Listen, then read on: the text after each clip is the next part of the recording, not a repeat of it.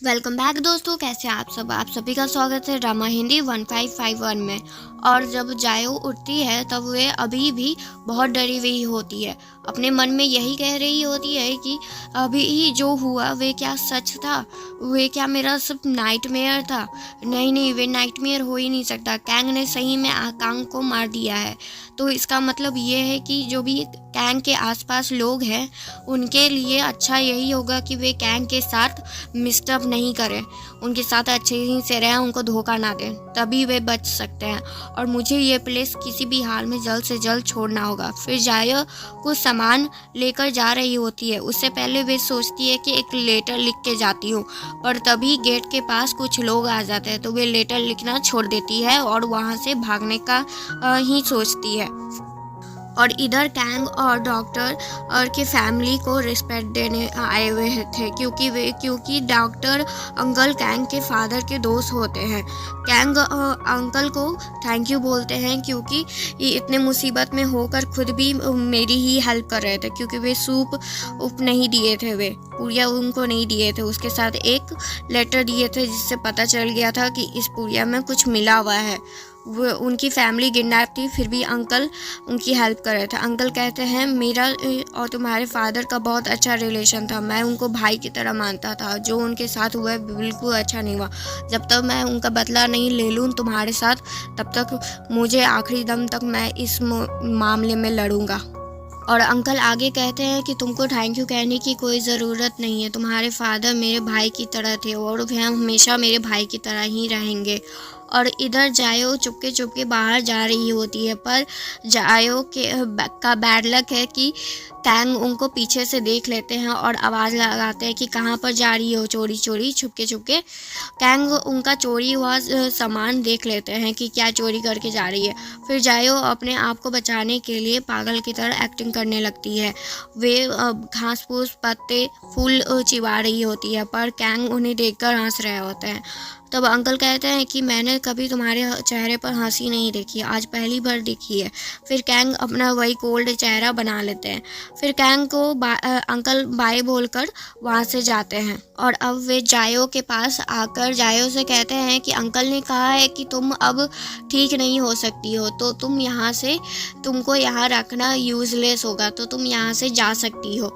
और ये सुनते ही जायो अपना एक्टिंग बंद कर देती है और जाने लगती है। पर कैंग उन्हें रोक के कहते हैं कि अब तुम मेरी ये बात समझ गई कि मैंने अभी क्या कहा, और इसका मतलब तुम तो अभी एक्टिंग कर रही थी, इसका मतलब यही है, और तुम बिल्कुल भी ठीक हो।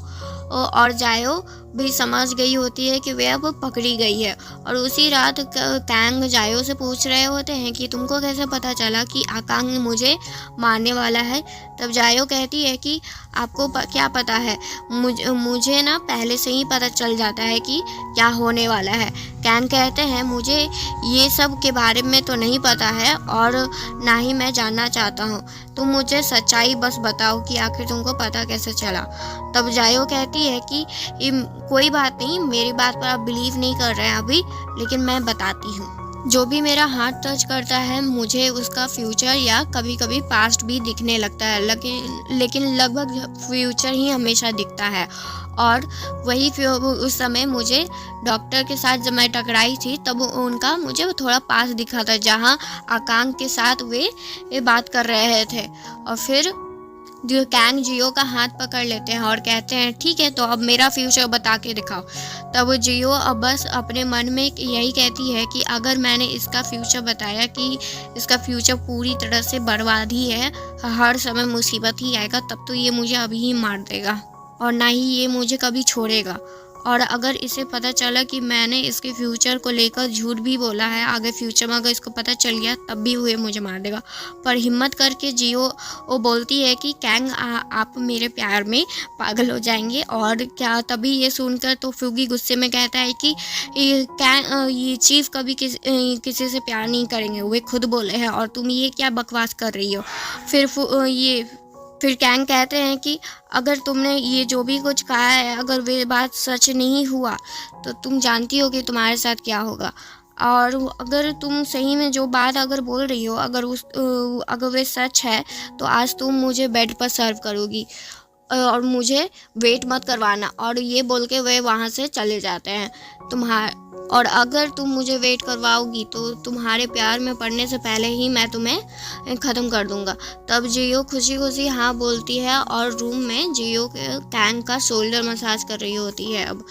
तब कैंग को जियो से कहते हैं कि तुमने कहा था कि मैं तुम्हारे प्यार में आऊँगा ना, तब तुम वापस नहीं जा सकती हो ना अब यहाँ से, और मुझे वे लोग बिल्कुल पसंद नहीं है जो मुझे धोखा देते हैं।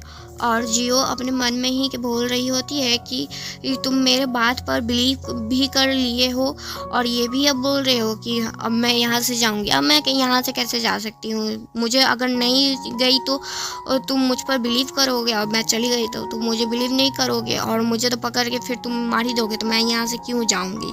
फिर कैंग उन्हें वही सॉन्ग गाने के लिए बोलते हैं जो सॉन्ग उस दिन जियो गा रही होती है जब वे कैंग का इलाज कर रही थी। और ये सॉन्ग वही सॉन्ग था जब लिटिल जियो लिटिल कैंग के लिए गाया करती थी। और उसी दिन उसी समय कैंग जियो को बुलाते हैं उसी नाम से। तब जियो एक पल के लिए तो रुक जाती है और कहती है कि तुमने अभी क्या कहा? और फिर उसके बाद कैंग उठते हैं और कहते हैं कि मैंने अभी कुछ नहीं कहा था। पर जियो कहती है नहीं, तुमने अभी यही कहा था कि ये तुम्हारा घर है। जिससे सुनकर जियो पूछने लगी थी ये सब। फिर वे जियो को जाने के लिए बोलते हैं, पर उससे पहले वे रोकते हैं और कहते हैं कि तुम अब से कहूँ भी नहीं जाओगी और तुम अब से यहीं इसी रूम में मेरे साथ ही रहोगी।